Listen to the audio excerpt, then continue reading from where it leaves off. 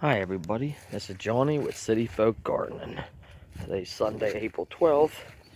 It's Easter, so first I just want to start off by saying Happy Easter to everybody, and hopefully everybody's at home with their family and everybody's safe and healthy, dealing with this crisis that we have going on here. But the only thing that good came out of it for me is the fact that I've been able to be at home every day and get a lot of the projects done here that I've been trying to get done. With this crisis and that, my business I had to shut down, can't work right now, so been able to do a lot of things at the homestead here, so figured it'd be time to do another video and show you guys what's been going on. This right here that you can see going down with all the wood chips, I just got that all finished. This is where all my fruit trees are. I have 21 fruit trees planted in here. And I'm going to do a video here, try to do a video tomorrow on fruit trees, on what I've learned since I started growing them just last year, and that never had the room before, so I just purchased this property about a year and a half ago. So now I'm able to do what I've been wanting to do. So I'll do a video later on about them, what I learned. So coming down through here, I got a bunch of cherry trees, peach trees, plum trees, nectarines, pears. With this nice weather we had such a mild winter here in Pennsylvania. Trees are really starting to kick in a little earlier than usual. I'm a little worried about that in case we have a couple bad frost. And you can see this bed here I put in with here. I'm going to do my strawberries in that, so that's going to be a strawberry patch. And then another thing that I'm going to do this year with this wood chips is I'm going to plant pumpkins and cucumbers and watermelons and just let them run all down through here. Since it's about 200 feet long, it'll be a nice little stretch for stuff like that to grow. You've seen my last videos, I was cutting down trees. When I bought this property, it probably had about 50 trees all in this area. You see that big one still got to come down. Come down here, there was trees all through where I'm walking. A little upset about myself that I never did a video to show what it was looked like before I started everything. Kind of get mad at myself. I do that all the time. Want to do a video on something, then I just do it and it's too late. Here I got a couple blueberry bushes, one there, one there. A lot of new growth already. Keep coming down to the end here. You can see there I didn't do wood chips there. I have a row of 5 trees going through there. I just stopped with the wood chips right here and just gonna let that single row grow through and not do nothing with it. Here's one of my 5-way apple trees. Looking pretty good. In this area here, where you see all the straw and stuff like that, that's where there was a bunch of trees. Where I dug up all the roots, everything, tried to level it off. Just got the grass finally planted there. And I think my last video, I had shown you guys the raised beds that I built. So I finally got them filled in with soil and got my mushroom compost on them. And I'm gonna till them up here in a couple weeks, get some stuff going in there. And here were all my grapevines. I have 2 rows of 4 grapevines right through here. About 4 or 5 different kinds of grapes. They're starting to kick in. I just planted them last year, so we'll see if I get anything this year. I don't think so. It'll probably be next year. I'm thinking that I'll start to get grapes, but okay, so here's our beds. This long one here, I'm just gonna do all my tomatoes in it. It's 4 feet by about 36 feet long. And these 2 here beside, I'm gonna do my hot bananas in one and my bells in the other.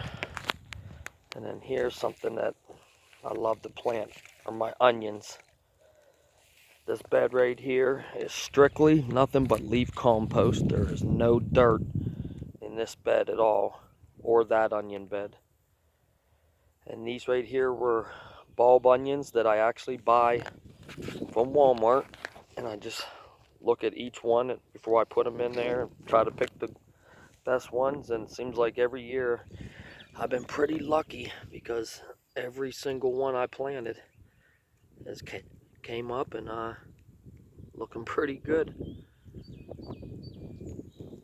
And then this bed here is another onion bed. These are onion sets that I buy from my local nursery. I got some candy reds here and some Walla Wallas.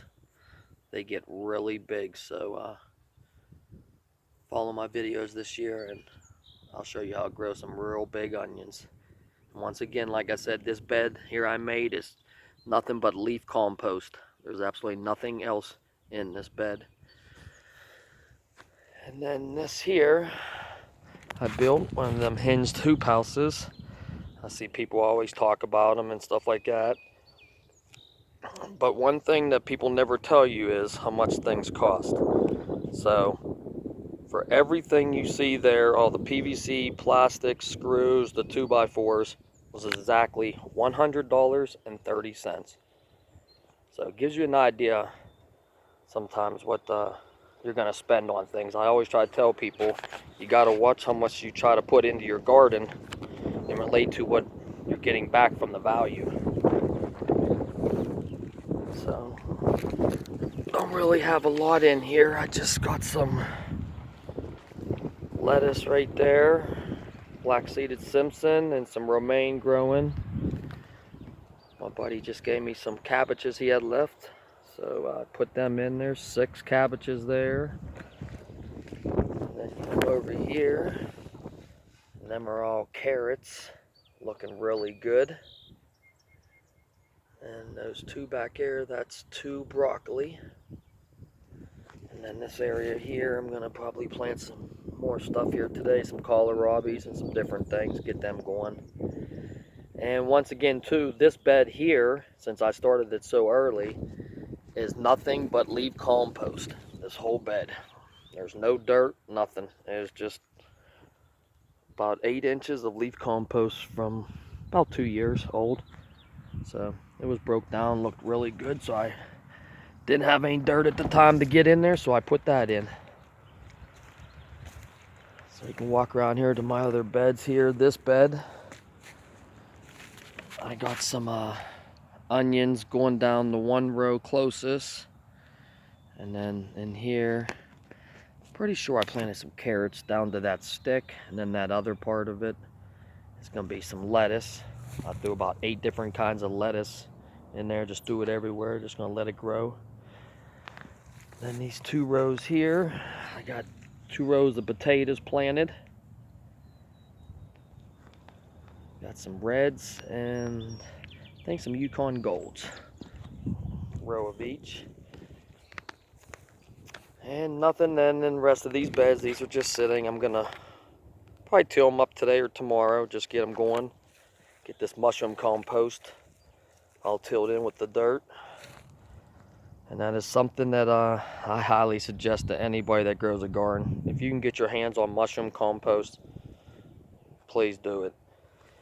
It's much better than horse manure and cow manure and all that. It's finer, it's just breaks down so much better, and it's just so much better for your plants. And then here, bought 2 of those cattle panels, 16 feet long by 4 feet.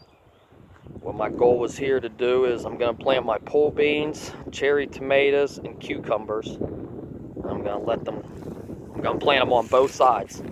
On this side here, and this side here. And I'm going to let them all just grow, train them to grow right up over this. So when you walk through here, you have cucumbers and cherry tomatoes and beans hanging from you. So something different. Well, everybody, this is it. Oh, I do want to show you one thing. To me, it's the most important thing. It's one of the reasons why I bought this house. This house had a well on it, but was shut off 20 years ago. So I had somebody come out the other day, and I just needed a new pump. And I hooked the pump up, dug a trench from my house down to here, about 250 feet. And this is one thing I can't stress more to anybody. It's nice to have a big garden and grow all this, but you need a water source. And by me getting this well hooked up, this is the best thing that I could have ever done for this garden. There's nothing like it. It'd be like every time I water, it's watering it with rainwater. And there's nothing better. Because when you use your water, if you have city water and stuff like that, there's chlorine in it. Unless you let it sit out for a day or two, and the chlorine will just like disappear basically, I guess. But that right there was the most important thing. It's like the heart and brains all together of this whole operation. Without water, nothing can survive. Alright, everybody, well, thanks for watching, and if you're not a subscriber, I'd appreciate if you hit that subscribe button.